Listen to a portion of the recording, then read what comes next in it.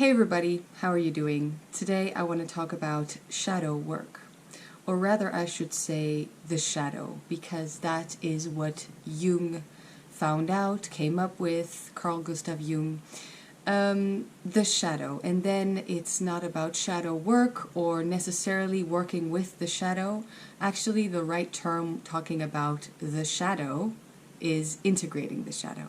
So shadow work is a term that is quite new, actually, that the tarot community started using, online, probably for themselves as well. I know I use it all the time on my channel and for myself as well, and even with clients I tend to say shadow work or working with the shadow, whereas actually, as far as I know, at least to my knowledge, Jung never said shadow work. He was always talking about the shadow and then integrating the shadow.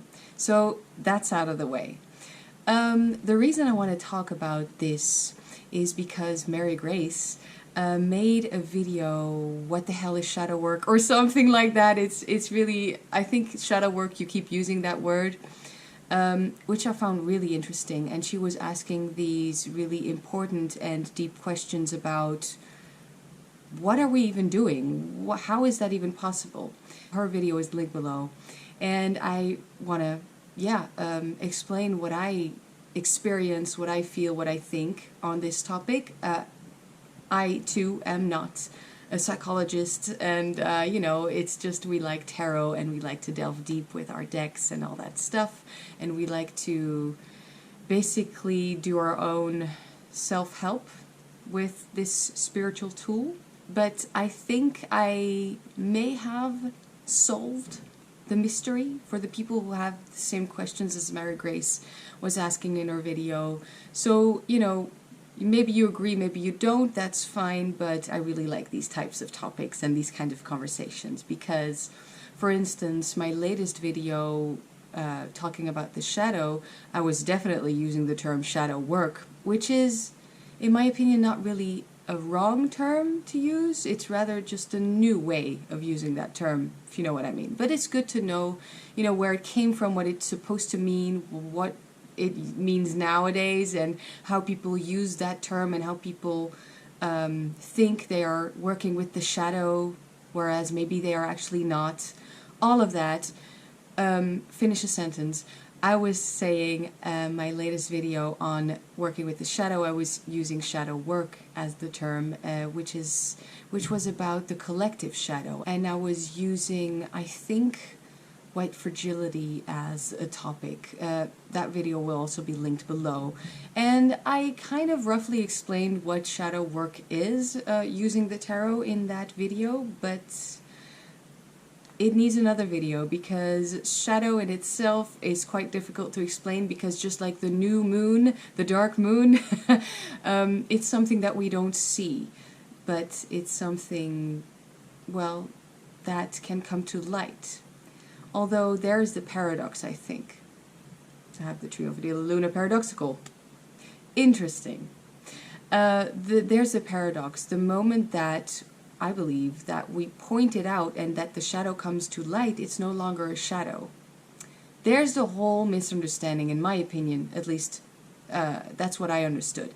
There's a whole misunderstanding in this conversation that we keep having, but it's interesting, about shadow work and working with the shadow, if you can uncover shadows through working with the cards or not, and how does that all work. So let's just get into it.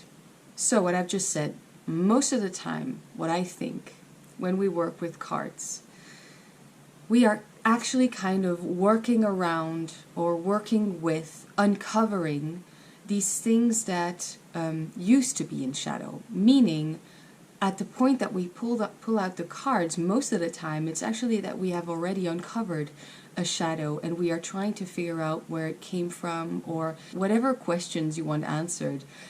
It's at that point, it already came to light. So technically, yes, it's no longer a shadow. Shadow work, as I said, is not the right term. It's supposed to be shadow and then integrating the shadow. So what does that mean? I'm going to explain this really roughly and shortly. It's basically something, shadow is something that we are unaware of, that is a part of our personality, but that has gone lost in the shadows, meaning that we are unaware of it. This doesn't mean that it's necessarily something negative. So negative and positive already are questionable terms, but let's just go with it. We tend to see shadow as something that is negative, but it's not necessarily. It can be something positive. The thing is, a shadow aspect of yourself, of your personality, is actually something that is underdeveloped or even completely undeveloped. A completely undeveloped aspect of yourself, or an undeveloped aspect of yourself. So you can see it can very easily be something that you can be proud of, something that you are really happy to allow yourself to, I don't know how that sentence works, be happy to accept as a part of yourself. That can be just as hard to do, accept something that you like about yourself, as accepting something that you do not like about yourself. Either way, these aspects of yourself have gone kind of missing in your consciousness. And then you finding out or uncovering a shadow, meeting a shadow even, we say, I love it. Meeting a shadow part of yourself is about integrating and accepting and making whole again. So it's not, the analogy here, I believe, is that we have lost parts of ourselves, you know, growing up, trying to become a functioning being in this society, in this world, and being accepted, you know, socially, all that stuff. And then these parts of ourselves that are very much still, you know, us, we have kind of repressed them, or they have even unknowingly fallen away from our active consciousness. And encountering a shadow, meeting a shadow, means that we kind of look at it, point at it, as in we acknowledge it exists. We look it in the eye, that is what I like to say, look it in the eye and recognize it as a part of you and accept it as a part of you. So basically shining light on it. But you know, the moment, that's the thing, I think, the moment that we recognize this shadow, it already has come to light, so it has already come to out of the darkness into the consciousness, and therefore it's no longer a shadow. I think that's kind of how it works. So then is the big question, how can we possibly find shadows working with the cards? Because there are a lot of different opinions about this, and I see why. So my personal opinion and experience, comes from experience, is that it is possible to encounter shadows working with the cards. Working with the tarot, especially because tarot is, I've talked about that, is a little bit more structured than oracle, for instance. Oracle is so much up to interpretation, whereas tarot, you know, is an actual system, and it's definitely easier to read as objectively as possible for oneself or even for someone else. But from my own experience, I have encountered shadows using my own personal shadows, using the cards, because I got triggered. Because something in the card that was in front of me, of course the tarot is supposed to be, we are supposed to recognize ourselves in every single card, right? And when we don't, the minute that we don't, that might be a little bit of a shadow aspect right there. So I got triggered, seeing something in a card, thinking, that can't be right. That can't be me. That is not me. Because I wasn't accepting the message, because I wasn't acknowledging it as a part of myself, because I was denying it. And again, that can be interpreted as something that is positive or negative, something that I like about myself or don't like about myself. It's all very personal, you know, but I think I have found that working with the cards, working with the tarot. And so because of that trigger aspect, I do believe that it's possible to encounter your own personal shadows using the cards. But the conversation doesn't stop at that. What I think most of us use the cards for is to actually, as I said, the shadow has already been uncovered. And then we pull the cards trying to work with it. And I think that is where the term shadow work actually came from. At least that is what makes sense to me. We have the shadow. Well, it used to be a shadow, something that used to be in shadow, and now we're trying to work with it, trying to accept it, trying to integrate it, trying to uncover, where this comes from and what the work looks like, that how to make this a part of ourselves again, truly, and how to make this unhelpful thing helpful again. Basically, what can I do to integrate this aspect of myself that used to be in shadow, because I've met it, but now I have to... Just meeting the shadow is not even a first step. It's actually the beginning of the conversation. All the steps of the work are after that, because you can acknowledge, all right, well, that's me, but then not really. It has to be true and deep and accepted as a part of yourself, basically. I hope I won't be, how do I say that, repeating myself too much in this video, but it's a topic that I think everyone encounters using tarot, so it's an important one, it's a big one. So as I said, most people, I think, use the tarot in that way. Shadow has already been uncovered, and then we use the cards doing that self-help aspect of how to truly make it, again, part of the whole. So Mary Grace made that video, shadow work, you keep using that term, or what the hell is shadow work, was my interpretation of it. The video made me realize something, or at least I'm still not sure if I ever truly explained what shadow work is, or, that term. Well, I do use it, and I do intend to keep using it, because I think it's okay, right? But let's get back to that a little bit later. I first want to say, so she was questioning these how can we possibly find shadows using the cards? Well, I explained it's from my own experience. I believe that I got triggered from certain cards or spreads or messages, and then there you go, a shadow came to light. Okay, that's very easily explained. That's not exactly, how easily it goes. You get what I mean, I'm sure. And then otherwise, there's the other option of, hey, you've uncovered a shadow, and then you want to delve deep, work with it, using the cards. So there you go.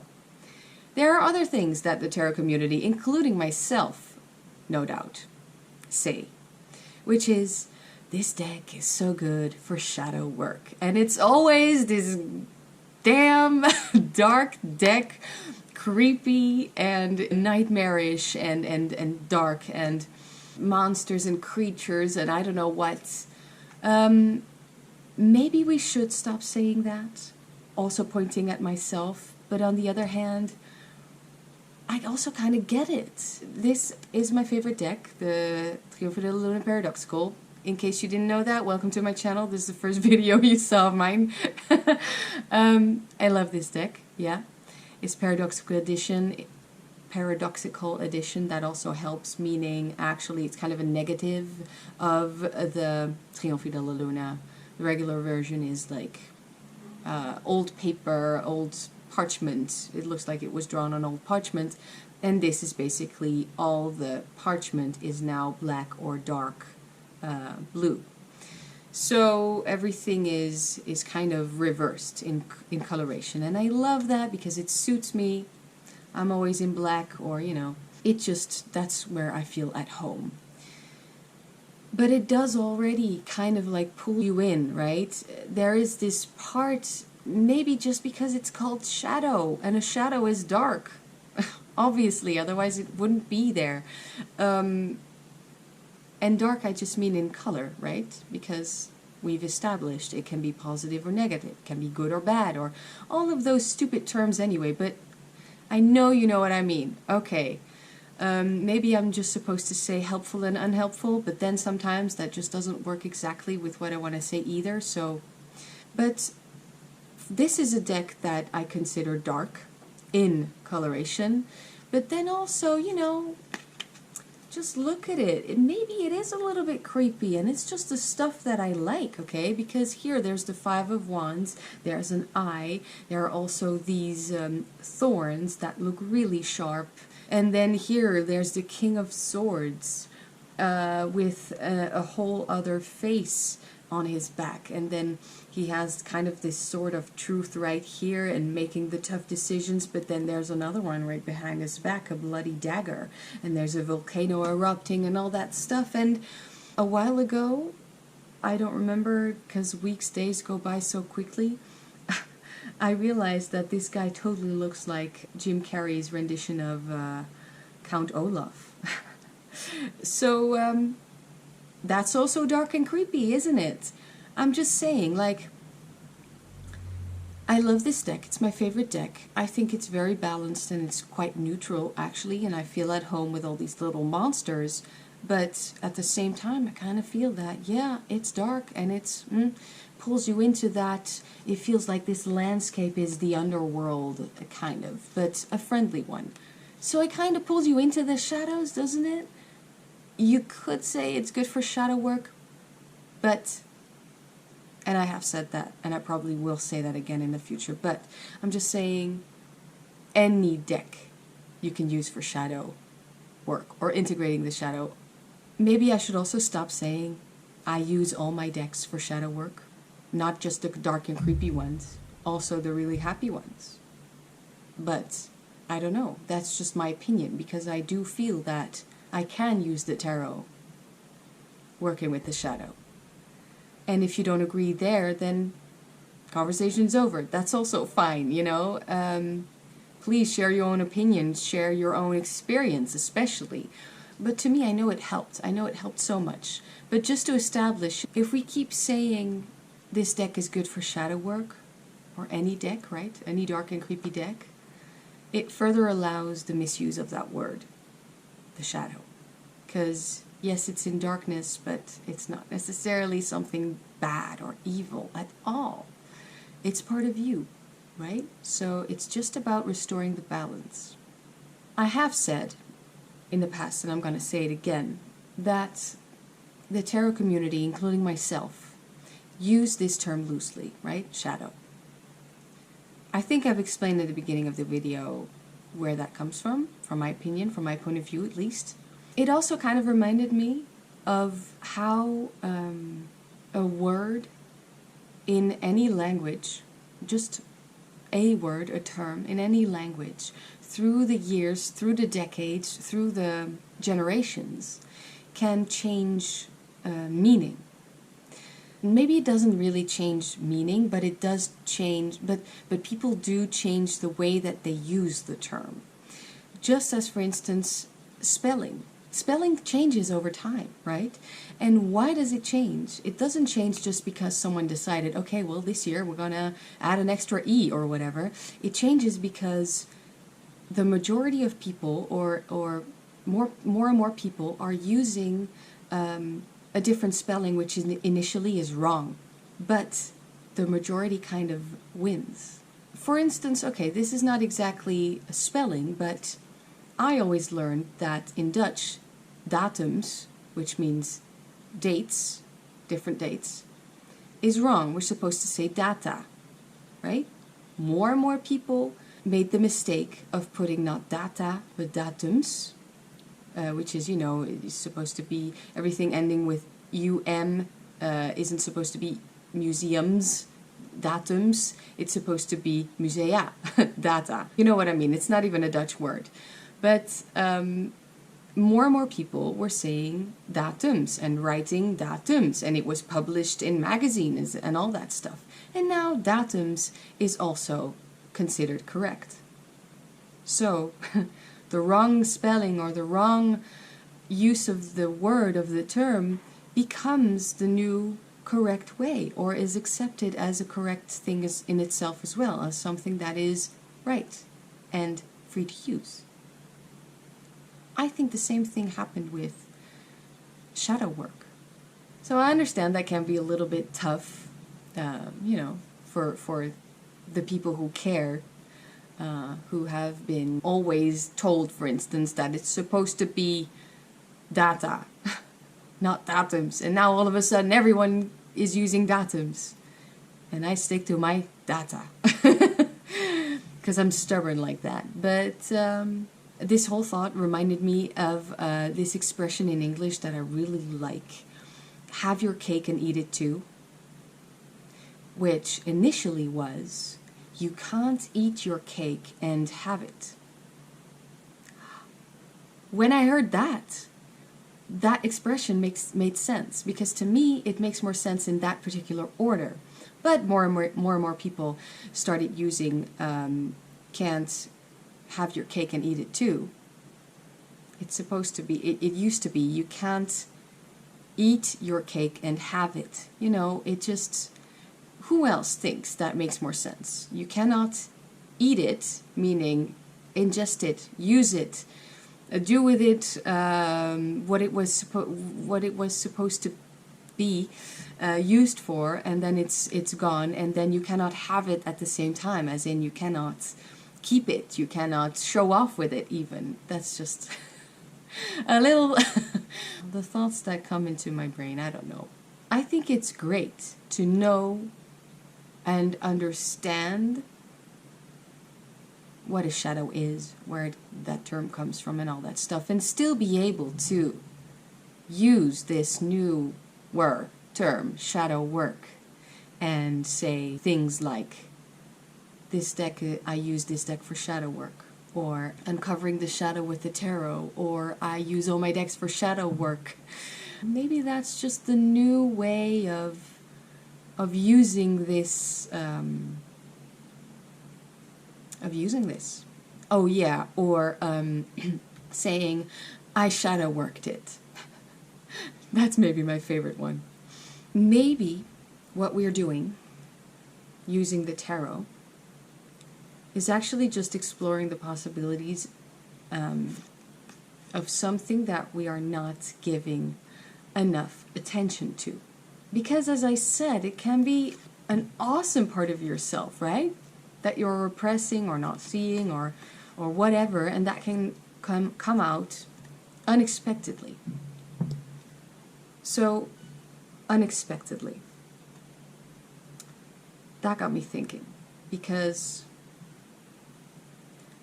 why can't it happen through the cards, right? The cards, they're images and symbols, and they can trigger reactions. In my experience, cards can suggest something I've never thought of. Never thought of. That in itself is already, again, a contradiction, because how the hell does that work then? I understand that's difficult to picture or to... what I'm saying is that I have this feeling that sometimes the cards suggest something that I've never thought about. But at the same time, I'm very much aware that I'm the one interpreting the cards, so it must be somewhere there, right? That's basically the only flaw here with the analogy or meaning of shadow, is that even though I am reading the cards as objectively as I possibly can for myself, this idea that I have never thought of still came up through me, you know, inside of me. That's part of the shadow work thing, where I think it's a little bit, how do we actually pinpoint where it came from, what it is exactly, and what your beliefs are, of course. They count as well, because you can believe that this is just a pack of cards and you are reading yourself initially, because it's a mirror. But at the same time, you can also believe that you know, are guided by spirit. So, where does it come from? This shit is like therapy, yeah? And I'm thinking maybe we should just find a new term for what we're doing. But at the same time, I think the new term actually is shadow work. Yeah? And also, there will be differences in what we do. Don't condemn. I'm not saying that you are the person watching, people watching, but I'm also reminding myself it's good to not condemn a word or a term or a technique or whatever, because different people mean different things. I'm pretty sure that not everybody who claims that they are doing shadow work has the same practice as I have, right? As I am explaining in this video.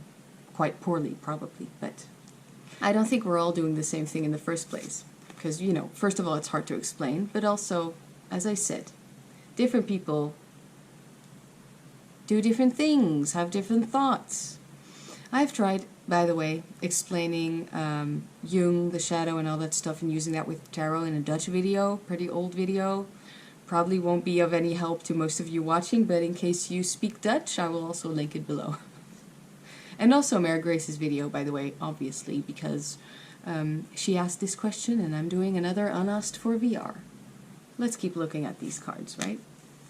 So, okay. I do believe it's possible to uncover a shadow through cards just as much as it's possible to find it walking outside, doing some shopping, saving a kid and meeting this hero archetype, or watching YouTube. Yeah, you know, ultimately what I think the majority of us mean when we say we work with tarot or oracle, as I said, I prefer tarot because it steers more. When we say we work with tarot or oracle for our shadow, it's because we're already aware of these parts of us that used to be in shadow and that are now in light. But all we need to do now, which is actually the entirety of the work, is to accept them. That is what I think we should understand what tarot shadow work is. And I think that is what the majority of us mean, as far as I know. And I always saw the tarot cards in a reading as a mirror of the subconscious. So, makes sense. I do think we are quite capable of recognizing when an aspect of ourselves arose from our own personal shadow. So, if you agree with me, can we agree on some other things? Can we agree that, well, first of all, it's important to all understand what shadow is, where it came from. And then, let's now also accept this new term, shadow work, which means what I've just explained, you know, working with something that used to be in shadow. And in that case, whether you believe it's possible to uncover a shadow through the cards or not, it's probably easier to believe it's possible to work with the tarot, to accept it, to understand it. Just a little further than simply noticing it. Being able to point at it, look it in the eye, all that stuff. But to also say, this is me. A little bit poisonous, perhaps. That this is me, that I accept it, that this is exactly what it's like, what it is. And, you know, something else like this is when it comes up for me. And this is what I should be mindful of, aware of. Anything you want to explore here. And I hope that this made sense. Thank you for another wonderful video, wonderful conversation. I kind of hope it's not the end, because I feel that there are many more other people on YouTube who make tarot videos. They might have their own ideas about this and thoughts about this and experience, and yeah, just add to the conversation, add your own little ideas. I'd like that. I kind of think that's it. I just wanted to end with a little random thing, but oh, these are the things that keep me wondering, and it's just really hard to find these things online. So let me just ask you, smart people.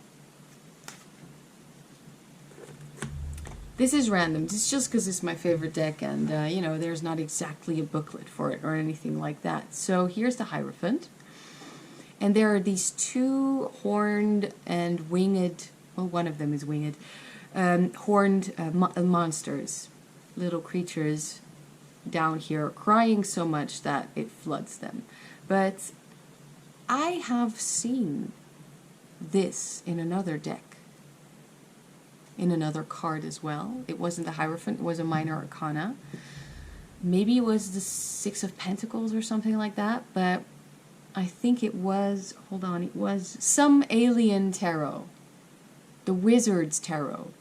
But then, because there are a lot of Wizard's tarots, this one is kind of a neon artwork, kind of crazy psychedelic, and I was just looking at it online. It's called Wizard something tarot, and they all look like aliens. That deck has a card with these little creatures in there, like this, praying and asking for forgiveness, I believe, and crying.